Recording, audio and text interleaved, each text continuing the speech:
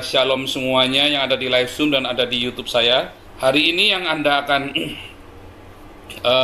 pelajari adalah apa itu memahami Alkitab. Bagus pakai LAI, pakainya ILT lagi. Aduh, ILT itu udah bener-bener sudah ini ya. ILT adalah terjemahan Alkitab yang sudah banyak diadaptasikan dengan dogma dari penerjemahnya. Sama seperti Dunia Baru punyanya Saksi Yehova.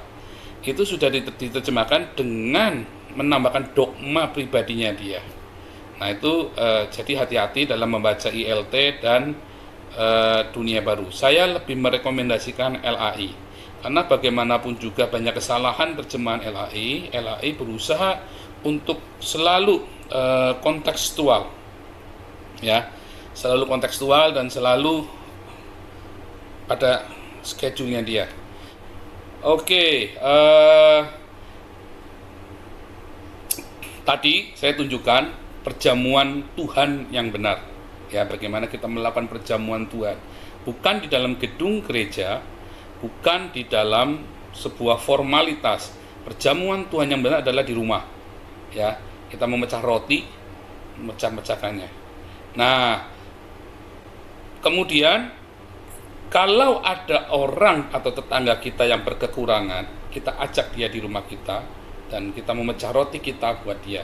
Itulah perjamuan Tuhan yang benar.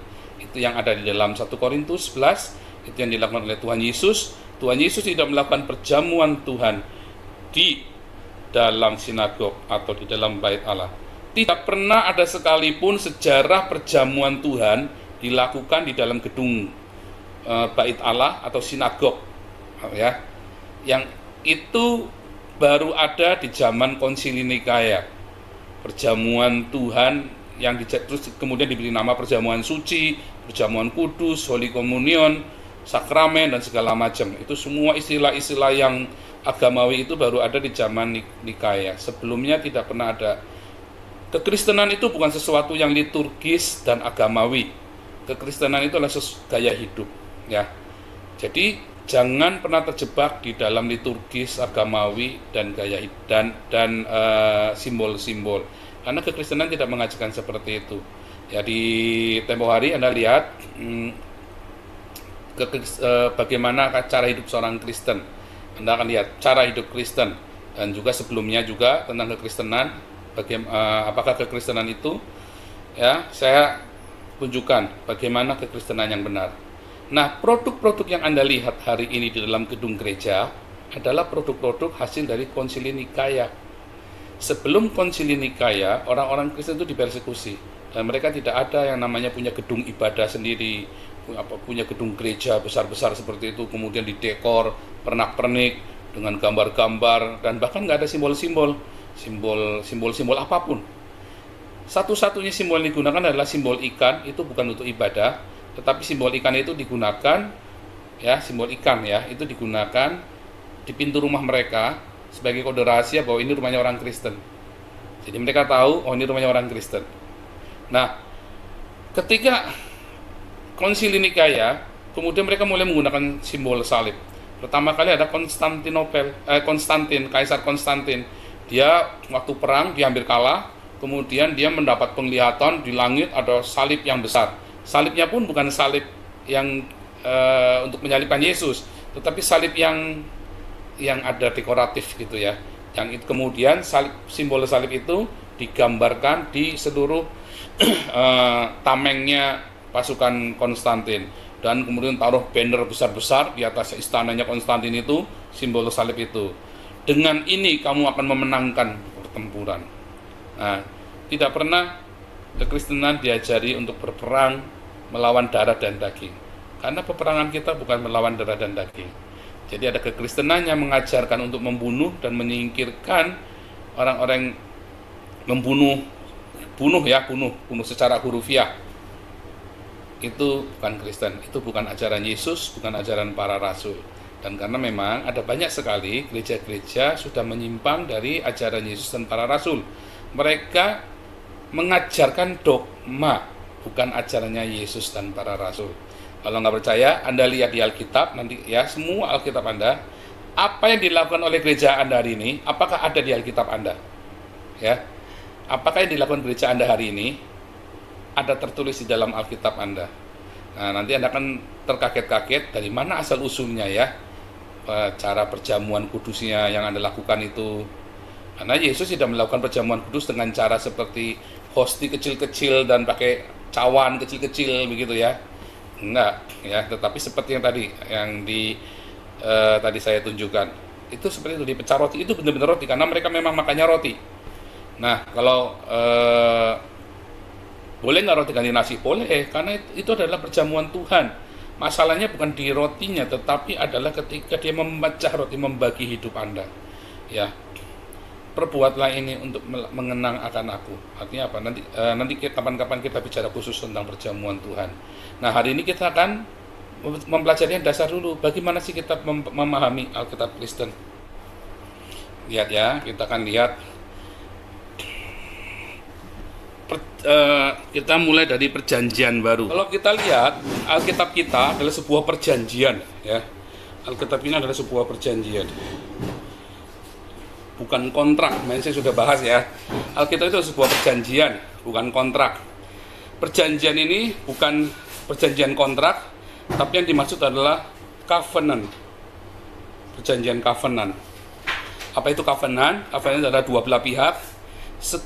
Dua belah pihak ini harus menggenapi perjanjian itu. Jadi nggak bisa dibatalkan secara sepihak, tidak bisa dibatalkan.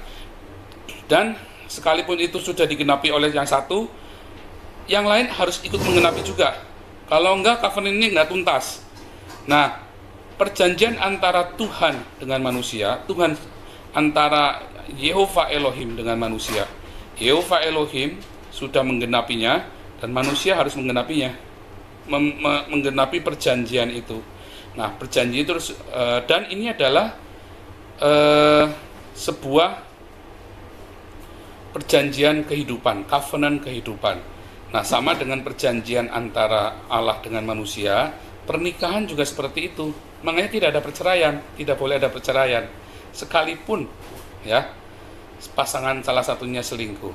Nah, tetapi kalau di dalam Alkitab disebut kecuali karena perzinahan. Nah, itu dalam bahasa aslinya nggak seperti itu ya.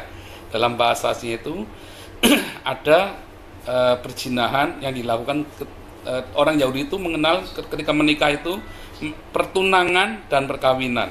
Nah, ketika dia masih pertunangan, belum moikau, belum berhubungan intim dengan suami istri, kemudian salah satu itu berzina, maka itu boleh dicerai. Tapi kalau sudah terikat dalam suami istri, itu nggak boleh.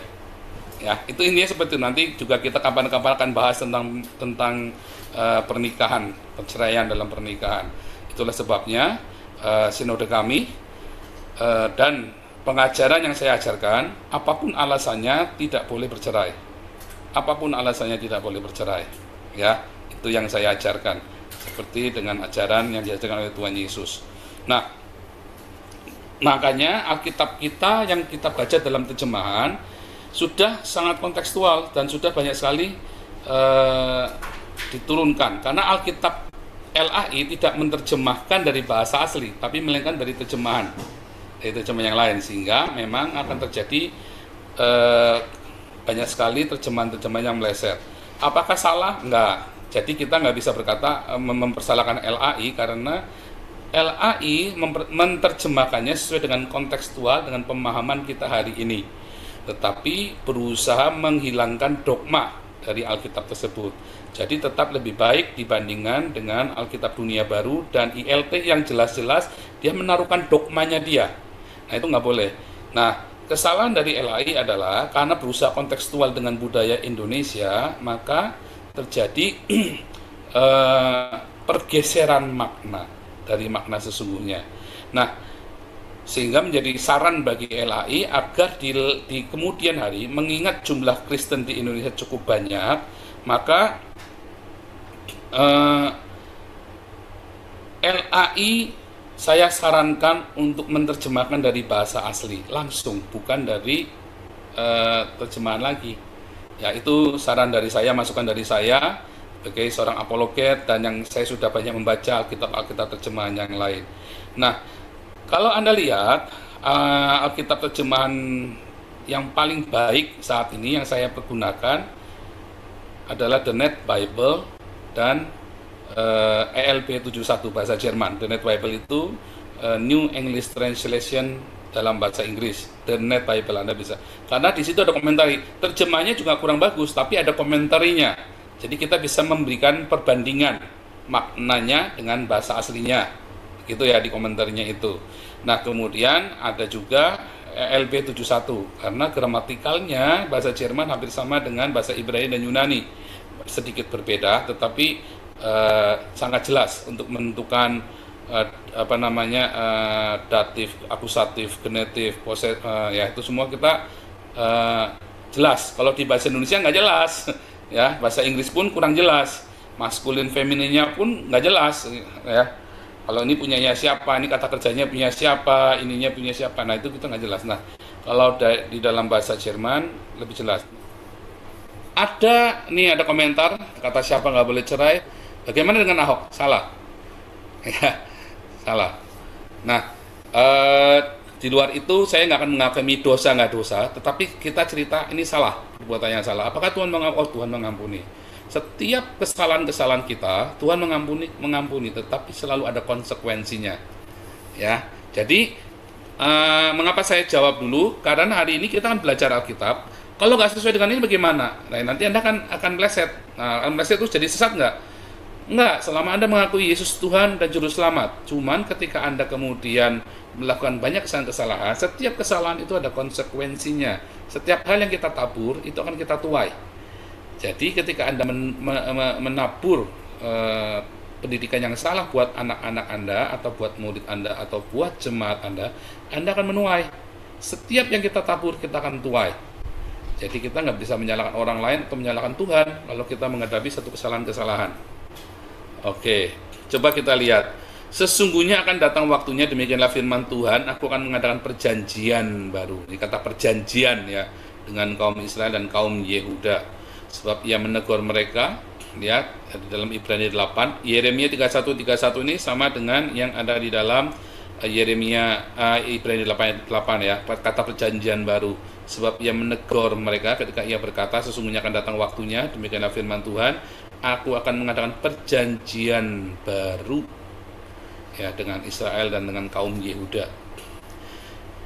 Perjanjian itu harus dengan Israel dan Yehuda karena perjanjian yang baru ini menggantikan perjanjian yang lama ya. Perjanjian yang baru ini menggantikan perjanjian yang lama. Mengapa harus dengan kaum Israel dengan Yehuda? Karena mereka lah yang punya perjanjian yang lama. Apa itu perjanjian yang lama? Yaitu Taurat dan Kitab Para Nabi atau perjanjian lama di dalam Alkitab Kristen kita, non deuterokanonika ya. Alkitab yang non deuterokanonika yang sama persis dengan punyanya orang Yudaisme, orang Yahudi ya. Jadi itulah perjanjian yang lama, Kitab Para Nabi, hukum Taurat.